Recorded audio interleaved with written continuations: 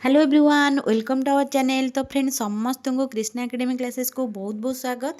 तो आज आम फ्रेंड्स पढ़ा द डेन्स जोटा कि आमर पढ़ी सारी पर्तुगीज, तापर आम डच पढ़ीचे, तापर आम इंग्राजी पढ़ीचे, तापर आम डेन्स पढ़ा, तापर आम फ्रांस पढ़ा।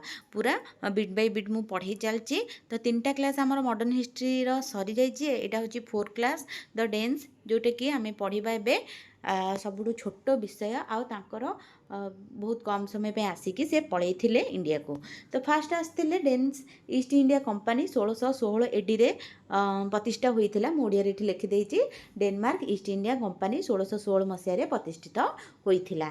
तापर कौन है ना 1620 मसीह से भारतर पूर्व उपकूल जोटा कि तांजार निकटस्थ टैंकर बार रे जोटा कि एक कारखाना प्रतिष्ठा करते सेटा चेन्नई बा तमिलनाडु रे एटा अवस्थित। फास्ट यहाँ थिला। तापर केबे हितला एटा 1620 मसीह एटा भी मन रखिए। 1620 मसीह डेन्स माने फास्ट माने आमर तमिलनाडु रे कौन करते तांजारा निकटस्थ एक कारखाना प्रतिष्ठा करते। तापर कौटे कले यहाँ हूँ सेकेंड यहाँ हूँ श्रीरामपुर जोटा कि बंगला बा कलकाता रही जोटा कि 1676 मसीह यहाँ करते। ये दुईटा केवल मन रखिए, आर बेसी किसी ना। डेनमार्क कारखाना गुड़िक जहाँ कौन समय रे गुरुत्वपूर्ण नाथिला, किंतु 1845 मसीह ब्रिटिश सरकार को बिक्री करा जाइथिला। कौन कहार ना डेनमार्क कारखाना गुड़िक 1845 मसीह ब्रिटिश सरकार को बिक्री करा जाइथिला।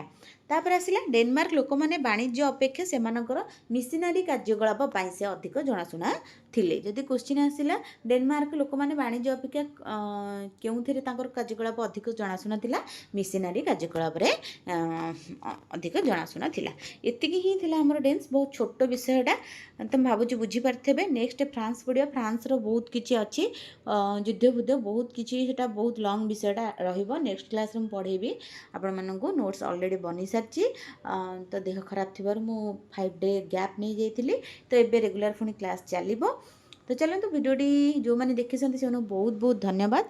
आ रहा जो मैंने सब्सक्राइब करना सब्सक्राइब करनी आगू बहुत सारा वीडियो भल भल आसो। जमीक आमर मैथ मु पढ़ेबी, रीजनिंग पढ़ेबी, आमर जो गवर्नमेंट पीईओ आसुची जोटा कि पंचायत एग्जीक्यूटिव ऑफिसर, तार जेतक रही सिलेबस ताकू मु डिटेल्स आलोचना करी आ क्लास करवा।